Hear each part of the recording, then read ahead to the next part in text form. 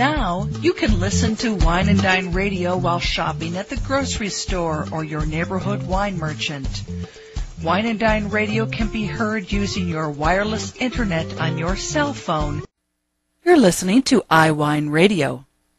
iWineRadio is a production of Food Tastes Better with Wine on the web at iWineRadio.com. Hey guys, I thank you for listening to iWineRadio, and we are still the only wine channel on iTunes Radio. If you go look under iTunes Radio icon and scroll down to News and Talk Directory, and it's listed alphabetically, click on that and the stream comes up immediately. iWineRadio.com, where you can find links to individual guests.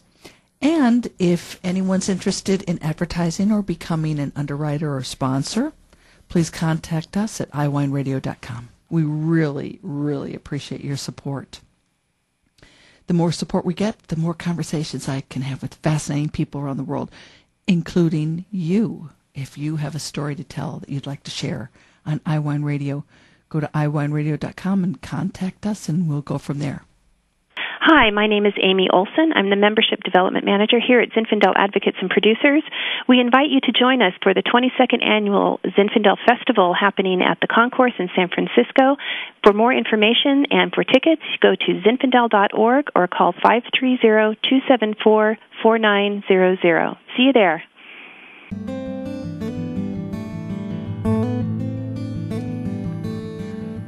Of course, if you like Zinfandel, and so many people are passionate about Zinfandel, then you truly need to be in San Francisco, January 31st through February 2nd for the 22nd Annual ZAP, Zinfandel Festival. And ZAP stands for Zinfandel Advocates, and all of us consumers are advocates and producers. And there will be over 200 wineries or producers pouring barrel samples, new releases. There'll be culinary demonstrations and incredible food pairings. And there will be quite a bit of an education focus as well. And something that Bob Biale mentioned is leading me into a question to our next guest, Amy Olsen, who is the Membership Development Manager for the Zinfandel Advocates and Producers, ZAP, and she is involved with this Heritage Project, and there will be a special Heritage Club Lounge tasting at the grand tasting event associated with the ZAP Festival. But Amy, Bob said something about through UC Davis, and I guess your ZAP is working with the Historical Vineyards Society, which I've never heard of before. You're collecting historic and ancient clones, and you're putting them together in a vineyard site in Oakville, I think Bob said, to be hanging on to this genetic material. But right. My first question, and I didn't ask him because I knew I could ask you, what defines an ancient clone? What's the difference between a historic clone and an ancient clone? Well, for the purposes of the distinction of those heritage vines, those old vines, it's vines that were planted between 1850, I believe, and 1930. So those are considered the vines that were kind of settled, that were planted when Zinfandel was brought to the west coast through the Western migration, and brought on those covered wagons by the early settlers and planted in the coastal ranges of California and the West Coast. So the distinction is is right in that range, 1850 to about 1930. This Historical Vineyard Society, I don't think I've ever heard anybody mention that before. Who is this? Growers, producers, and just historians and that sort of thing? I mean, who are members of that? Well, the members of the Historical Vineyard Society are folks like the Turley Vineyards and some of the people that have some of these historic vineyards and really are enthusiastic and recognize the importance of keeping them alive. One of the things that has tended to happen over time is some of these early vineyards have been plowed under or taken out to be replaced by more economically, more vines that are saleable at a higher rate. Wines that are Cabernets and things like that. Yeah. So a lot of those vineyards are being lost, for land usage and various things. So we're really, the Historic Vineyard Society is about really profiling these historic vineyards and keeping them alive and thriving, so that some of these vines, 100-year-old vines, produce amazing wines.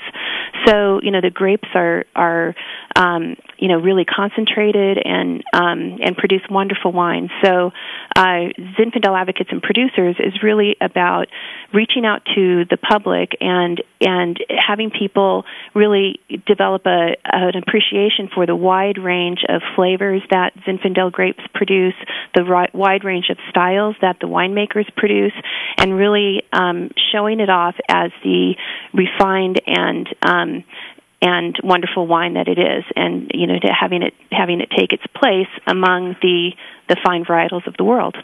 So this the Heritage Project is basically involved with that, and there's going to be a tasting for, I think, did Bob say like 150 people would be able to taste the Heritage wines?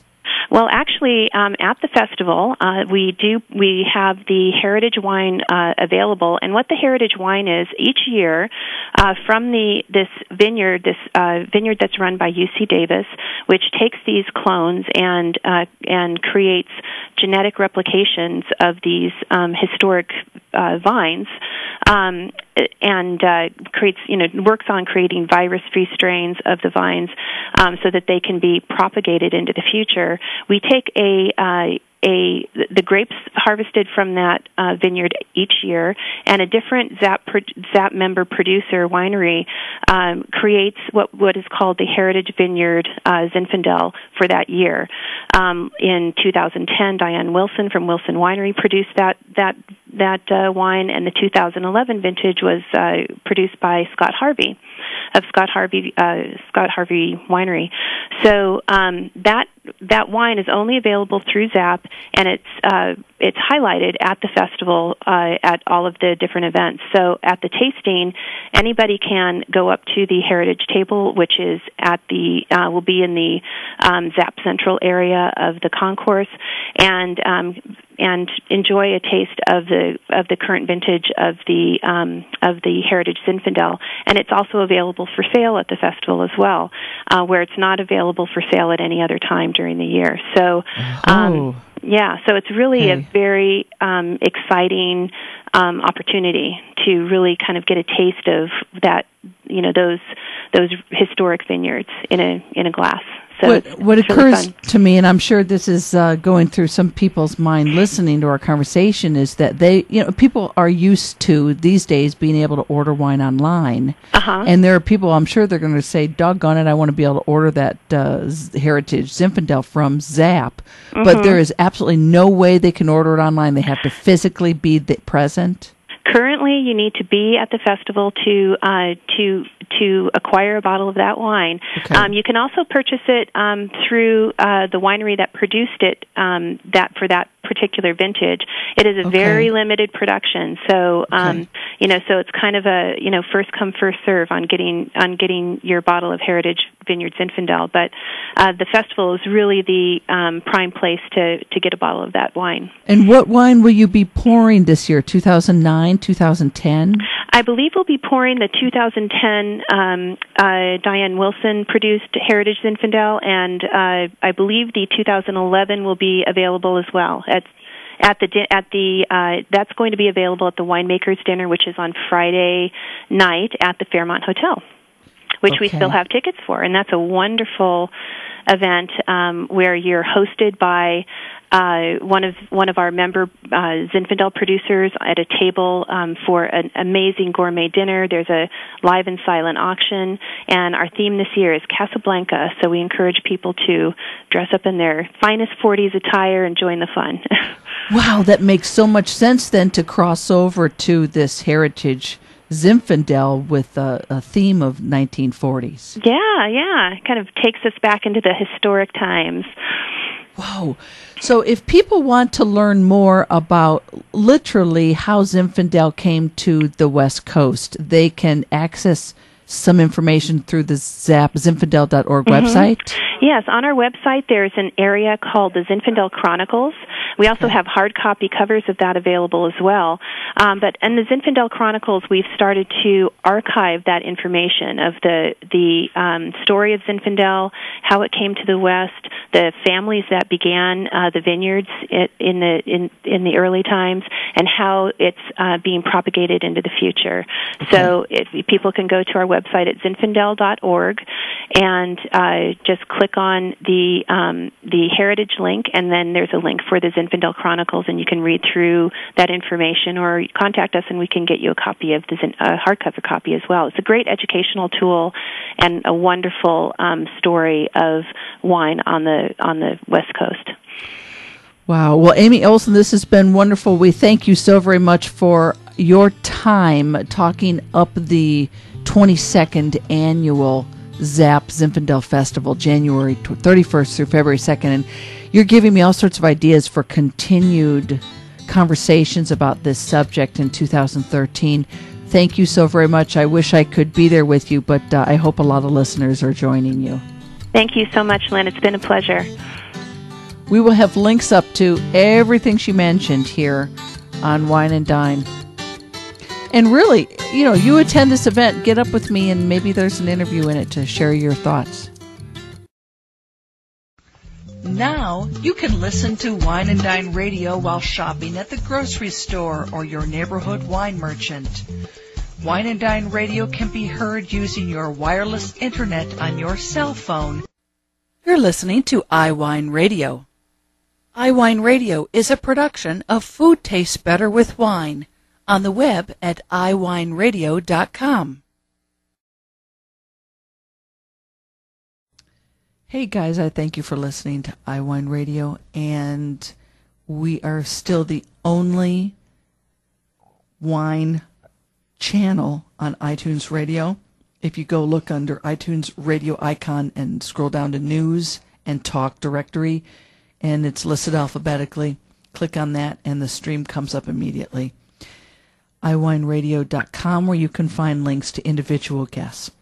And if anyone's interested in advertising or becoming an underwriter or sponsor, please contact us at iWineRadio.com. We really, really appreciate your support.